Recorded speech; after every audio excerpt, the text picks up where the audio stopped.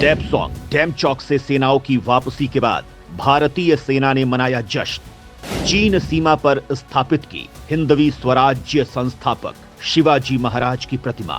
Lieutenant general Hitesh Bhalla ने किया महान योद्धा की प्रतिमा का अनावरण।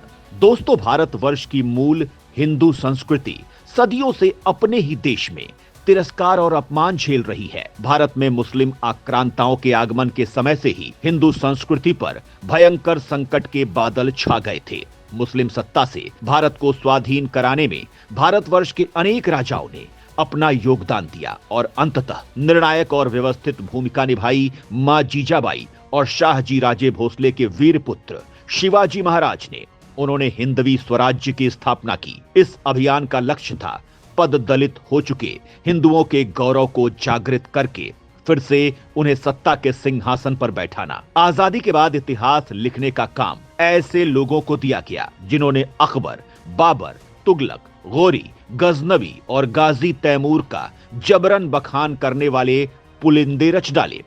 लेकिन 2014 के बाद से इस डिस्क्रिमिनेशन और प्रपंच का चैप्टर क्लोज हो रहा है और मोदी सरकार देश को एक्चुअल इतिहास पढ़ाने की योजना पर भी काम कर रही है और सच्चा इतिहास दिखा भी रही है। इसी दिशा में कदम बढ़ाते हुए चीन के साथ लद्दाख में विवाद सुलझाने के बाद विजय चिन्ह के तौर पर पेंगोंग लेक के तट पर वीर शिवाजी की भव्य प्रतिमा की स्थापना की गई है। ये प्रतिमा मोदी सरकार का स्पष्ट संदेश है कि भारत का गौरव गौरी, गजनवी और औरंगजेब नहीं बल्कि छत्रपति शिवाजी महाराज हैं।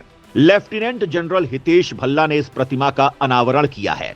तो आइए जानते हैं कि इस प्रतिमा को स्थापित करने के पीछे मोदी सरकार का उद्देश्य क्या है।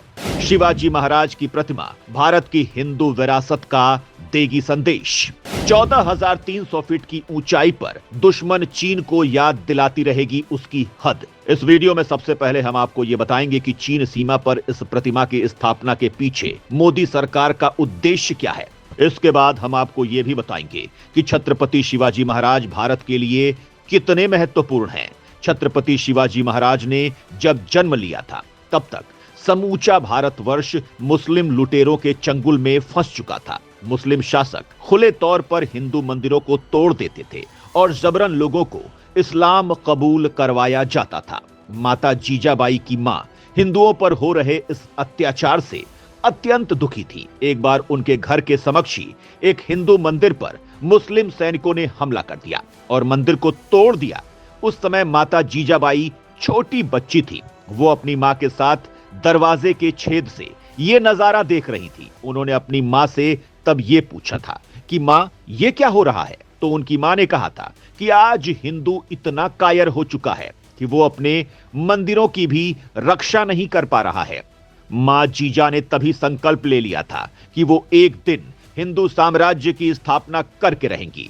जब उनका विवाह शाहजी राजे भोसले के साथ हुआ तो उन्होंने उनसे अपने मन की बात कही थी। शाहजी ने इस दिशा में काम शुरू कर दिया था। जब उनके पुत्र का जन्म हुआ तो माता जीजाबाई ने फैसला किया था कि ये हिंदवी स्वराज्य की स्थापना करेगा और शिवाजी महाराज को बचपन से ही तैयार किया गया। पुणे की जागीर सौंपकर ये शुभ कार्य शुरू कर दिया गया और देखते ही देखते शिवाजी महाराज ने विशाल हिंदवी साम्राज्य की स्थापना कर डाली थी। शिवाजी महाराज ने अपने अभियानों में मुसलमान शासकों से सैकड़ों किले जीते और बहुत से किलों का निर्माण भी कराया। भारत की पहली नौसेना का निर्माण शिवाजी महाराज ने ही किया था। उन्होंने अफजल खान जैसे अत्याचारी का वध करके औरंगजेब और आदिल शाह का कलेजा कपा दिया था। अपने जीवन काल में उन्होंने मां भवानी का नाम लेकर इतनी तलवार बजाई कि उनका नाम सुनकर ही मुस्लिम शासकों के पजामे गीले हो जाते थे। शिवाजी महाराज से हारकर औरंगजेब को भी उन्हें स्वतंत्र शासक मानना पड़ा था।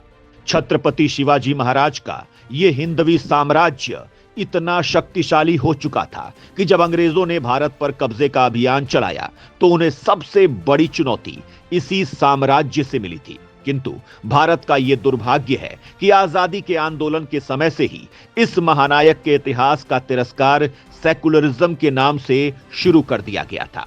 कांग्रेस नेता गांधी ने छत्रपति शिवाजी महाराज का बखान करने वाली कवि भूषण की रचना शिवा बावनी पर बैन लगवा दिया था, किंतु 2014 के बाद से दुनिया एक नए भारत का दर्शन कर रही है, जो विकास के साथ विरासत को भी महत्व देता है। विश्व हिंदू परिषद के नेता अशोक सिंघल ने 2014 में नरेंद्र मोदी के प्रधानमंत्री बनने पर कहा था कि पृथ्वीराज चौहान के बाद पहली बार कोई हिंदू राजा दिल्ली के सिंहासन पर बैठा है। मौजूदा सरकार किसी के साथ भेदभाव नहीं करती, लेकिन अपीजमेंट के नाम पर हिंदू विरासत का अपमान भी नहीं करती है। शिवाजी महाराज भारत के स्वाभिमान और गौरव का प्रतीक हैं। इसी वजह से जब चीन के साथ सीमा पर देपसोंग और डेमचौक में विवाद सुलझ गया है, दोनों देशों की सेनाएं सीमा से पीछे हट चुकी हैं, तब इस अवसर को सेलिब्रेट करते हुए सेना ने विजय प्रतीक के तौर पर सीमा पर छत्रपति शिवाजी महाराज की प्रतिमा को स्थापित किया है। ये प्रतिमा 14,300 फीट की ऊंचाई पर पूरी दुनिया को यह बताएगी कि भारत की विरासत क्या है और भारत के आदर्श कौन हैं। 30 फीट ऊंची ये प्रतिमा चीन को भी उसकी हद बताती रहेगी। चीन भारत की सीमा में लगातार निर्माण कर रहा है, ऐसे में ये प्रतिमा चीन को जवाब भी है और पैंगोंग लेक में पर्यटन के लिए जाने वाले भारतीयों के लिए ये आस्था का केंद्र बिंदु भी बनेगी।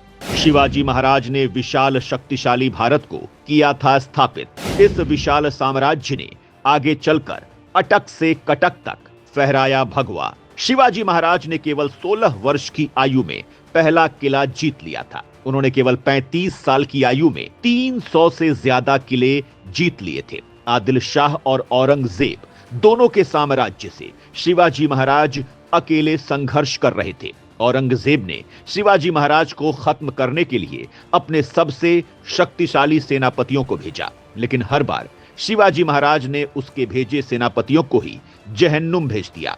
कई बार शिवाजी की घेराबंदी की गई, लेकिन हर बार वो दुश्मन को चकमा देने में कामयाब रहे। एक बार आदिल शाह ने उन्हें एक किले में घेर लिया था। शिवाजी महाराज के पास उस वक्त किले में केवल कुछ 100 सैनिक थे, जबकि आदिल शाह के भेजे सेनापति सिद्दी जौहर की सेना में 60,000 सैनिक थे।